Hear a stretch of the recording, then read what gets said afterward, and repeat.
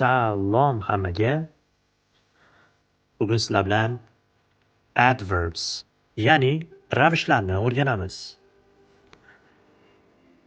Ravishlar o'zi nima va qachon ishlatamiz?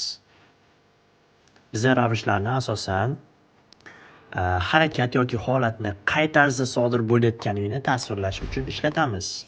Misol uchun, vaqt tez o'tyapti. Bu yerda asosan urg'u vaqtning qanday o'tishiga qaratilgan. Odam sekin yuryapti. Bu yerda asosan urg'u odamning qay tarzda yurishiga qaratilgan. Adverbs uchun bir necha misollar ko'radigan bo'lsak, I speak slowly. Men sekin gapiraman. Bu yerda men qay ohangda gapirishimni tasvirlab kelyapti adverb. My neighbor's dog barks loudly. Qo'shnimning iti baland ovozda vovullaydi. Bu yerda qay tarzda vovullashini tasvirlagan. Adjective va adverb o'rtasidagi farq nimada? Misol uchun, my friend has a new car. Do'stimning yangi mashinasi bor. Bu yerda car noun, new esa adjective. Ko'rib turganingizdek, adjective noundan oldin keladi va nounni tasvirlab keladi.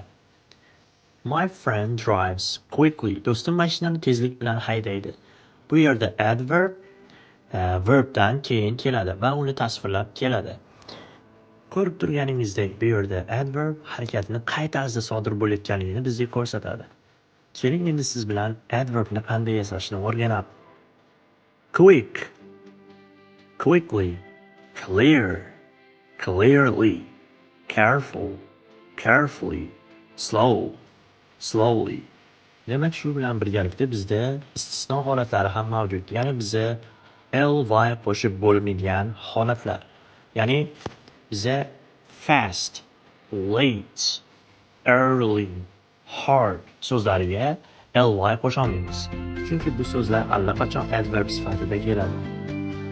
Xo'p, azizlar, darsimiz shu yerda o'z yakunini topadi. E'tiboringiz uchun rahmat. Keyingi videolarimizni kuzatib boring. Kanalimizga obuna bo'lishni esdan chiqarmang. Sog' bo'ling.